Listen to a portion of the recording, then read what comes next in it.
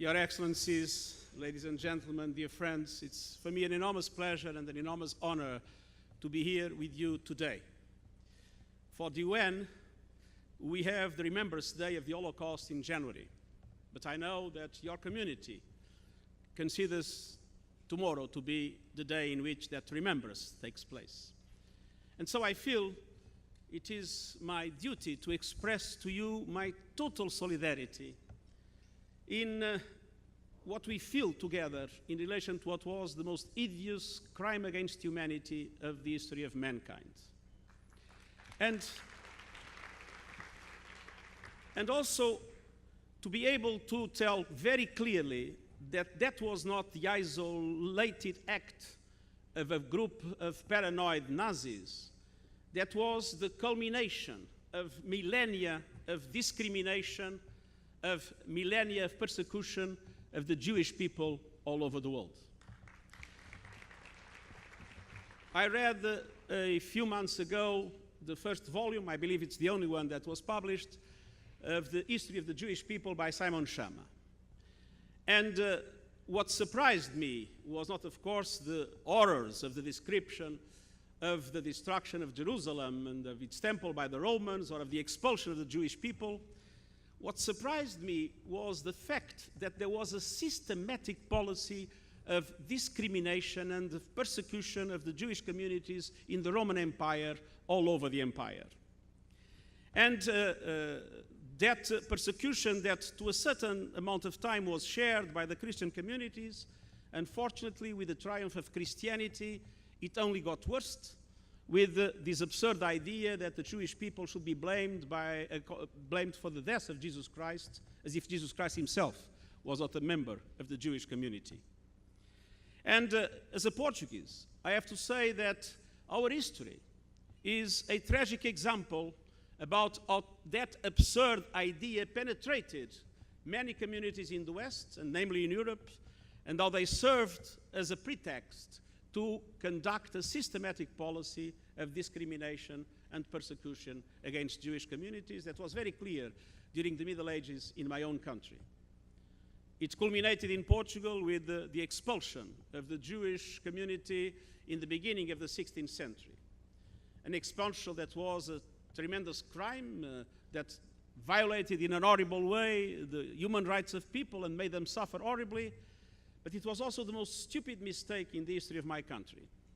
It deprived Portugal of one of the most dynamic elements of its society, and it is largely due to that we have seen then the impoverishment of the country in the following centuries, as at the same time, Amsterdam, where most of the Portuguese Jewish community gathered a few decades afterwards, Amsterdam benefited from the dynamism and the capacity of that community, and the loss of Lisbon became the gain of Amsterdam, and that was one of the reasons why the Netherlands became the global economic powerhouse of the 17th century in the world.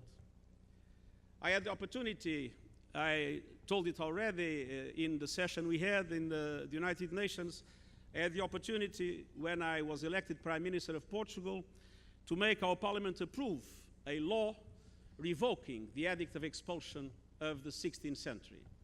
And I had the honor to go to the Portuguese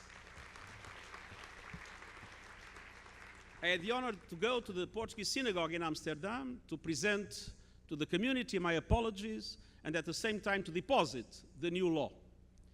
But I have to say that one of the biggest emotions in my life was when I entered that wonderful building, one of the most beautiful religious buildings in the world. The building was, in effect, empty. Because that community, that vibrant community, the Portuguese were so stupid to expel and that lived in the Netherlands for centuries, had been completely destroyed by the Nazis during the Holocaust. And very few members are still there alive. And that only demonstrates that anti-Semitism never dies. And we could have hoped that the horror of the Holocaust and the shock the Holocaust must have created in the minds of all honest, good-willing people in the world would put an end to anti-Semitism. Unfortunately, it's not true. We see today anti-Semitism alive and well. We see that in the internet, in hate speech in the internet, in images, horrible images in the internet. But we see it in acts of physical aggression, murders of Jewish people in different parts of the world, destruction of property, destruction of monuments, destruction of cemeteries. And in a world where, unfortunately, we are seeing a multiplication of forms of populism, of xenophobia, of hatred, of which also Muslims are a victim in many parts of the world, anti-Semitism has gained an intensity that is absolutely unacceptable, and I would say can only be explained as the proof that the devils like to come back with the worst things they have done for centuries in our world. And this is particularly true in two continents where the Enlightenment has been their basic contribution to world civilization, Europe and North America, where we are seeing today, unfortunately, in total contradiction with the values of that Enlightenment, forms of anti-Semitism being reborn and being very intensely shown a little bit everywhere in a way that is profoundly shocking and that we need to fight with strong determination. And you can be absolutely sure and you can be absolutely sure, as Secretary General of the United Nations, I will be in the front line in the struggle against anti-Semitism and to make sure that the United Nations is able to conduct all possible actions for anti-Semitism to be condemned and, if possible, eradicated from the face of the earth.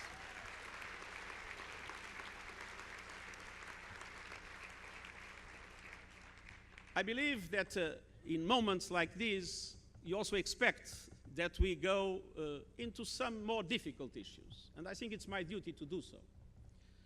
It is true that a modern form of anti-Semitism is the denial of the right of the State of Israel to exist, and that is something that I fully share.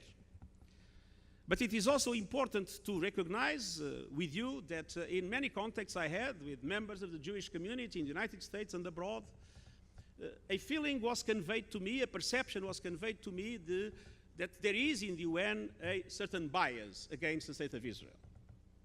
And I think it's important to give you a very clear testimony of my own view about that. First, the UN is a very complex structure. It has many different dimensions. And many bodies of the UN represent what member states decide they should represent. It's true for the Security Council, it's true for the General Assembly, for the Human Rights Council, for the ECOSOC. And obviously, member states act according to member states' policies, to member states' positions, and it's not the role of the Secretary General of the United Nations to tell member states what they should do. But it is my role, indeed, to act as Secretary General and to guarantee that those that work under my orientation abide by what are the principles that I consider the right principles. And here I am very clear. As Secretary General of the United Nations, I consider that the State of Israel needs to be treated as any other state, with exactly the same rights and the same obligations.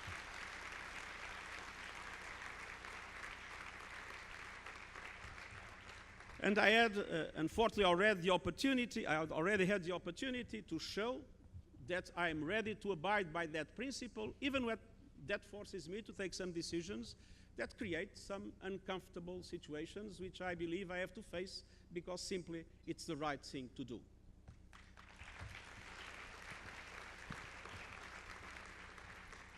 That does not mean that I will always be in agreement with all the decisions that are taken at any moment by any government that exists in Israel.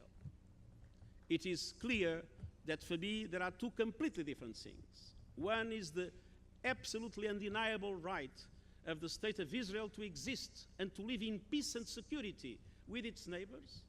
The other is the opinion each one of us might have about this or that decision taken by the government of Israel or any other government around the world. And indeed, I've been involved since my times in Portuguese government, since my presence in different international organizations. I've been involved with a modest and humble contribution, doing everything I could to support the peace process in relation to Israelis and Palestinians. I had the chance, when I was Prime Minister of Portugal, to work closely, and this is a memory that will never disappear in my mind, with some very distinguished Israeli statesmen and stateswomen. And allow me to remind just two, because they passed away, Yitzhak Rabin and Shimon Peres. And I lived with them and with many others, the commitment for peace and the commitment to find peace, a fair peace, both for Israelis and Palestinians. And I was always deeply convinced that the solution for the problems in the area would be a two-state solution, and I've been doing everything I can to support that idea.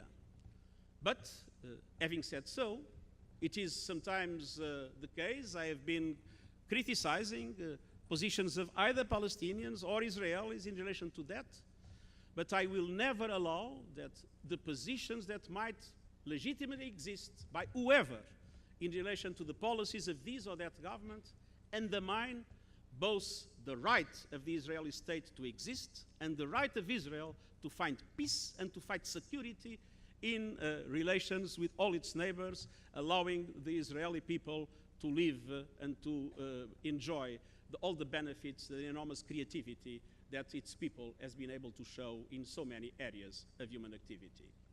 And that only proves what has been the extraordinary contribution of the Jewish community to world civilization. The world would not be the same without Einstein. The world would not be the same without Zola. The world would not be the same without Freud. Or, allow me to remind Spinoza, a very distinguished member of the Portuguese Jewish community of Amsterdam and one of the greatest philosophers in the history of mankind. And this tribute that we must pay to the extraordinary contribution of the Jewish people to the world civilization is something in which we need to be fully committed, at the same time that we fight in the world all forms of populism, xenophobia, or hatred that undermine our capacity to build a world of more peace and more prosperity and more fairness for everybody. And allow me very briefly to say that as Secretary General, I'm deeply committed to try to overcome this tragic situation in which we see a multiplication of conflicts, with old conflicts that never die, and with conflicts becoming more and more interlinked and more linked to global terrorism, becoming a threat to us all. A world in which power relations became less clear, in which fragility tends to prevail in many parts of the world, and the suffering of people is making our hearts break in all different circumstances. Also, commitment to be able to address this combination of mega trends that we have today: population growth, climate change, food insecurity, water scarcity. They are all enhancing each other and increasing the probability of conflict and making more people perish and more people sink into poverty, at the same time that globalization is bringing so many benefits to so many people around the world. And it's exactly that contrast between the benefits of globalization and those that are left behind, the rust belts of this world, those like the young unemployed, namely in the Middle East and North Africa, that represent today one of the biggest threats to the global peace and security. It is this unfairness in today's world that is largely responsible for the progressive lack of trust that has been developed between people and governments, people and political establishment, and also people and international organizations like the UN. And that is why I'm deeply committed to reform the UN, to make the UN more effective, more cost-effective, to make the UN more able to act with fairness in relation to peace and security, more able to support states in relation to the achievement of the Sustainable Development Goals and the creation of conditions not to leave anyone behind with the benefits of globalization. To have UN able to support human rights in all conditions and in all circumstances in a much more effective way. And when we feel in a world where the programs are each time more complex, and when we need multilateral solutions, but we sometimes see the lack of confidence of people in multilateralism, that is in a moment like this that I'm very happy to be here with the world Jewish community, because you represent one of the most cosmopolitan communities in the world.